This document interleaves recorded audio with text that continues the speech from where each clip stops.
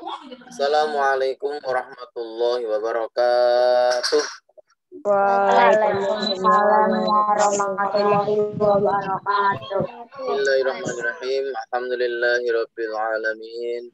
Alhamdulillahilladzi nahmaduhu wa nasta'inuhu wa nastaghfiruh wa alladzi na'udzu billahi min syururi anfusina wa min sayyiati a'malina. May yahdihillahu fala mudilla lahu wa may yudlil fala hadiya lahu. Wa la ilaha illallah wa ala alihi wa ashabihi amma ba'du. Alhamdulillah alamin. Terima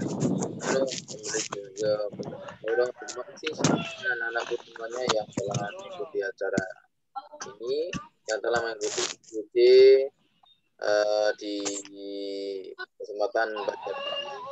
Semoga Allah memberikan semuanya sehat, ya, semuanya selalu semangat, ya, dan selalu pandai, cerdas, dan selalu dalam pertolongan Allah.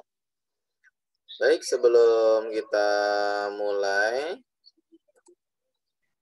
mari kita berdoa dulu, kita doa sebelum belajar.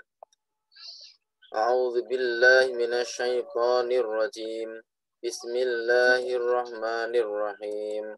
Raditu billahi rabba wa bil islami dina. Rabbi zidni ilma farzuqni fahma. Walhamdulillahi rabbil alamin. Amin. Baik anak-anakku yang berbahagia, pada kesempatan ini kita akan membahas pelajaran 7, beriman kepada malaikat Allah. Ya. Kullun amana billahi wa malaikatihi wa kutubihi wa rusulih.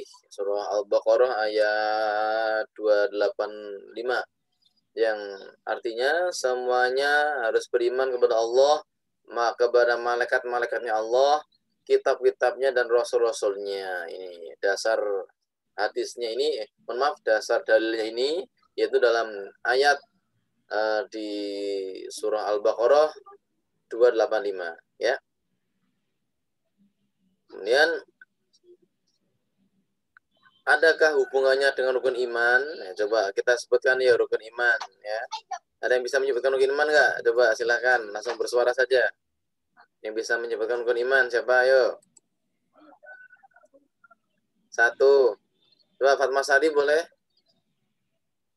Farel juga boleh? Farhan monggo. 1. Iman kepada Allah. 2. Beriman kepada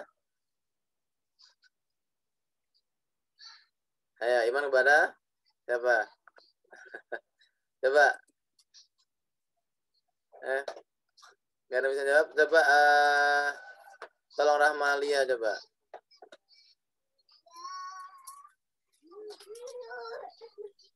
1. Iman kepada 2. Iman kepada 3. Iman kepada malaikat.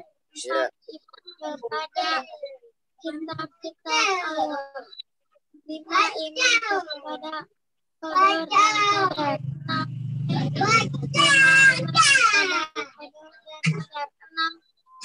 Percaya hari kiamat. Oke. Ya, rukun iman ada 6, ya. Iman kepada Allah, kitab Allah, pada Rasul, malaikat, pada hari kiamat, dan kepada qada dan qadar. Baik, terima kasih semuanya. Baik, kita lanjutkan. Jadi iman kepada malaikat, ya, percaya kepada malaikat merupakan salah satu rukun iman, ya. Ini mana beriman kepada malaikat Allah. Ini mana beriman kepada malaikat Allah. Di mana beriman kepada malaikat Allah, ini ada beberapa makna yang bisa kita pelajari. Yang pertama, meyakini bahwa malaikat itu ada meskipun tidak bisa dilihat, ya.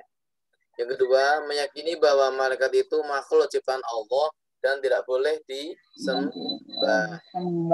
Tidak boleh disembah. Yang ketiga, meyakini bahwa malaikat Allah itu mempunyai sifat-sifat khusus, yaitu selalu patuh kepada perintah Allah. Kemudian malaikat itu tidak mati alias hidup terus. Malaikat diciptakan dari cahaya atau nur. Kemudian malaikat tidak makan dan tidak minum. Ini malaikat tidak makan dan tidak minum. Kemudian malaikat juga memiliki tugas-tugas tertentu. Nanti akan kita bahas apa saja sih tugas malaikat itu, ya. Oke, kita sekarang mengenal malaikat Allah dan tugas-tugasnya. Yang pertama, malaikat Jibril, malaikat yang bertugas menyampaikan wahyu. Wahyu itu apa sih? Wahyu itu ya semacam ilham dari Allah yang diberikan kepada para rasul, para nabi. Ya. Yang kedua, Mikael adalah malaikat yang bertugas menyampaikan rezeki. Sebentar, Pak Andi jelaskan dulu. Wahyu adalah contohnya begini. Saat itu Nabi Muhammad SAW ingin memberikan penjelasan, ingin memberikan hukum kepada kaumnya. Lalu Nabi Muhammad, bagaimana ini?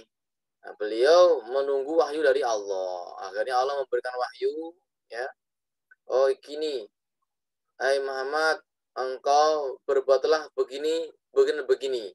Itu disampaikan oleh Allah melalui malaikat Jibril. Itu. Kemudian yang kedua, Mikael tadi menyampaikan rezeki. Rezeki orang berbeda-beda, tempatnya pun juga berbeda-beda. Ada yang sama, memang rezeki, ya. Kemudian yang ketiga, Raqib adalah malaikat yang bertugas mengawasi dan mencatat amal perbuatan baik manusia. Kemudian Atid, malaikat yang bertugas mengawasi dan mencatat amal perbuatan buruk manusia. Di Raqib Atid ini selalu mengawasi kita. Full, tidak pernah istirahat. Bahkan kita tidur pun, Raqib Atid ini selalu mengawasi kita. Ya. Kemudian 5, malaikat Ridwan adalah malaikat yang bertugas menjaga pintu surga. Malaikat yang selalu bertugas menjaga pintu surga. Dan malaikat Ridwan ini akan membuka pintu surga yang pertama nanti kepada Nabi Muhammad. Begitu Nabi Muhammad sampai, barulah dibuka pintu itu.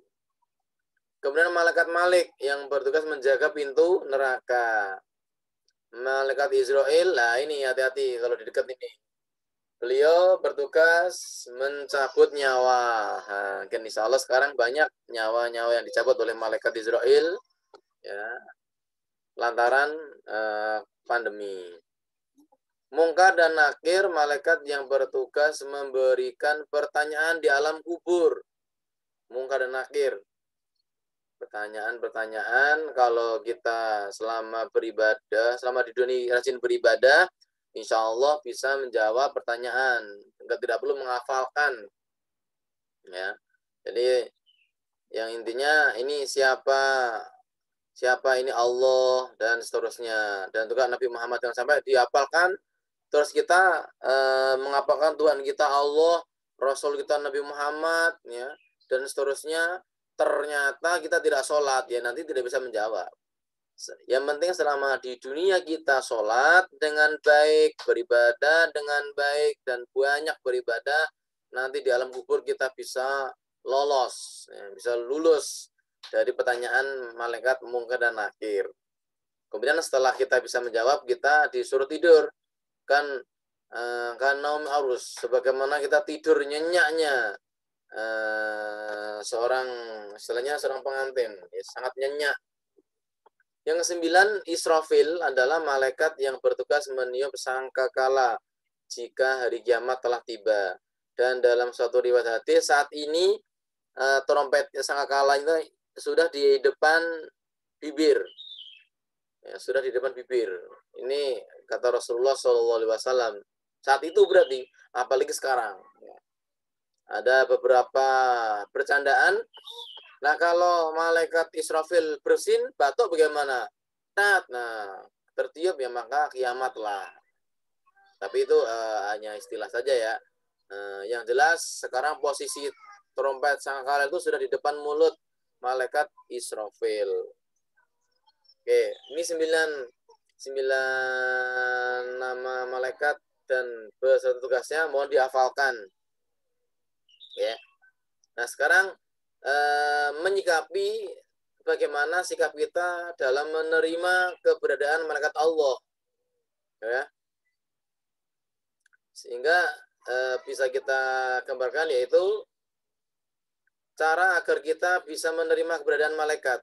Keyakinan yang pasti bahwa setiap saat kita takut dan ingat kepada Allah karena ada malaikat yang mencatat perbuatan kita dan Allah akan memberikan balasannya. Yang kedua, banyak mengingat kematian. Itu ingat, oh iya, nanti suatu waktu malaikat Israel menyamperi kita bagaimana. Ya. Yang ketiga, gemar mengerjakan perbuatan yang pelakunya didoakan para malaikat Allah. Misalnya ini menuntut ilmu, mengunjungi para saudara dan sahabat, tidur dalam keadaan suci, memilih barisan paling depan dalam sholat berjamaah. Nah, ini silakan. Dan juga banyak lagi contoh-contoh kegiatan, contoh-contoh amalan yang bisa menjadikan kita didoakan oleh para malaikat, termasuk sedekah dan sebagainya. Termasuk kemarin sore ya, kalian ingat Bu Septi, bapaknya meninggal dunia, ya. Kita doakanlah semoga Allah memberikan tempat yang terbaik di sini, amin. Perilaku yang mencerminkan keimanan kepada malaikat Allah. Di antaranya ini tadi Pak Andi sampaikan, suka bersedekah, peduli untuk menolong sesama, ya. Nabi Muhammad SAW bersabda, tidak ada suatu hari pun pada saat para hamba bangun di waktu pagi kecuali ada 2 malaikat yang turun.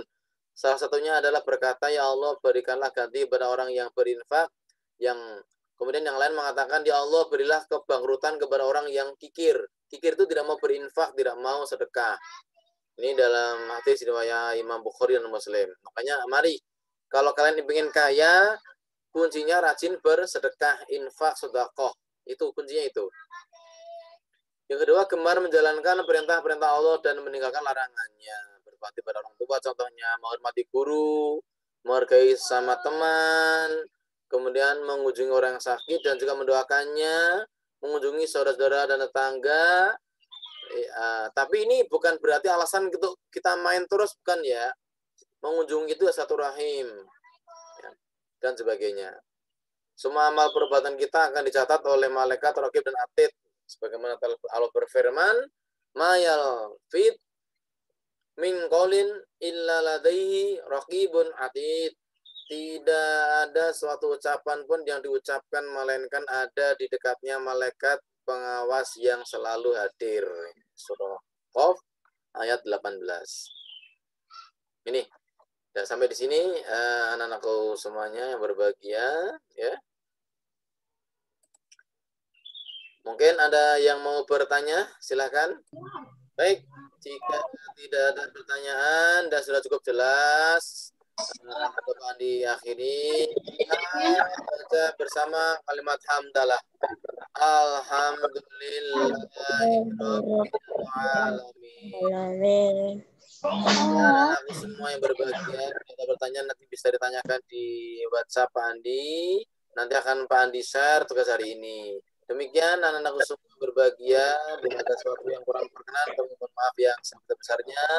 Semoga Allah selalu memudahkan urusan kita. Semoga Allah selalu memberikan kita pertolongan dan kemudahan dan keberkahan. Amin, amin ya rabbal alamin. Amin. Assalamualaikum warahmatullahi wabarakatuh.